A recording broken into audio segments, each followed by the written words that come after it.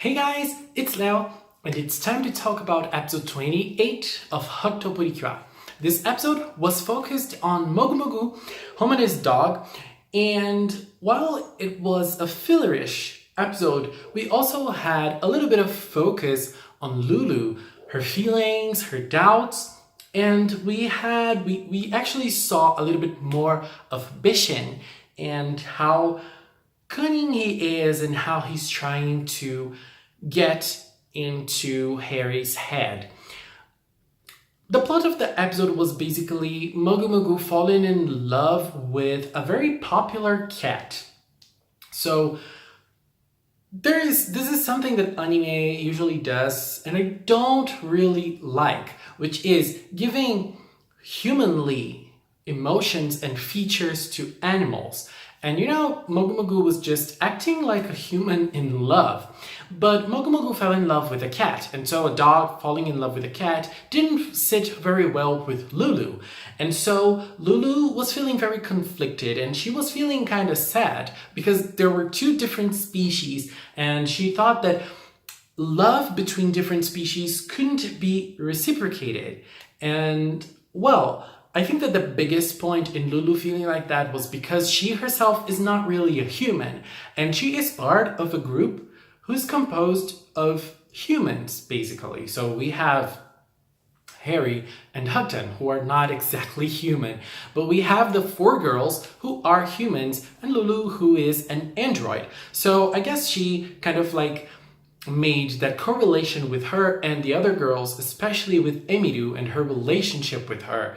And she felt that her emotions would not really be able to get across and things would not be good forever with her and the other girls, especially with Emiru. I think that this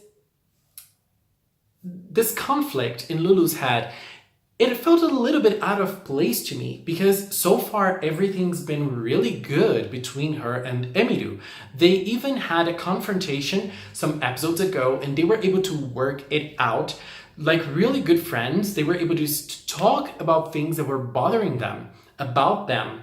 So it's a mature thing when you have a friend and there's something bugging you and you just sit down and say, look, there's this and that that's going on and I'm not really liking. I mean, this is a mature thing to do. It's not everyone that has the maturity to do this.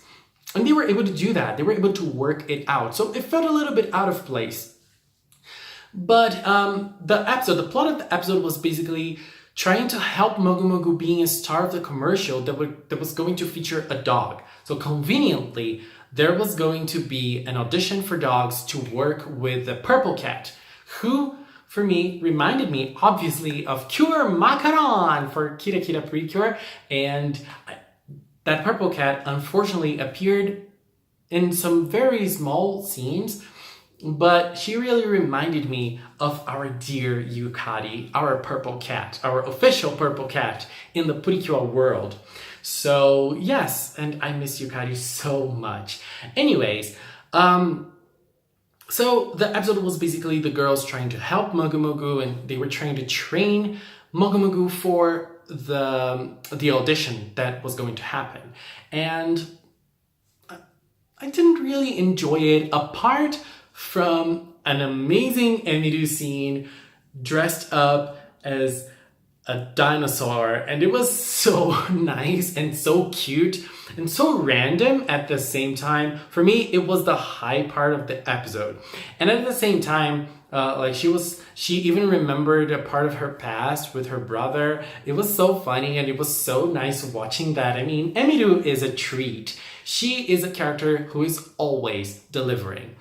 And there was also a very nice scene with Lulu and Emiru performing together on stage, because I think it was a way of Emiru actually showing to Lulu that they can connect their feelings. Even though Lulu is an android and Emiru is a human, their feelings can be connected and they can reciprocate each other's feelings, even though they're not the same species.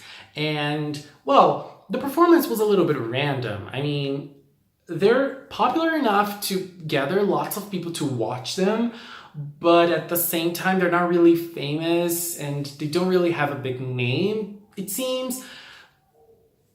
I don't know, it felt a little confusing.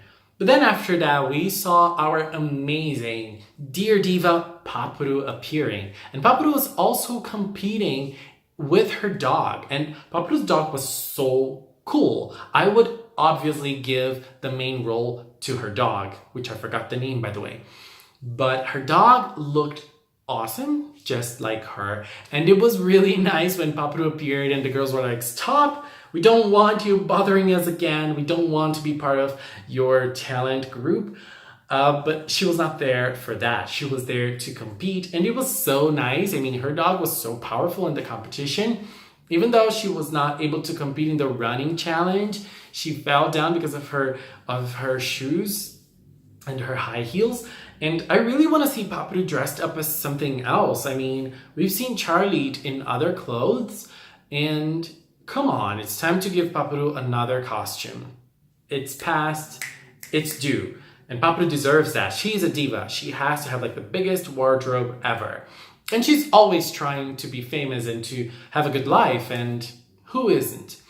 And so, after that we saw Bishin. Bishin is another villain, and we saw Bishin only once. And I thought that Bishin was only going to appear in some key episodes because Bishin seems really powerful.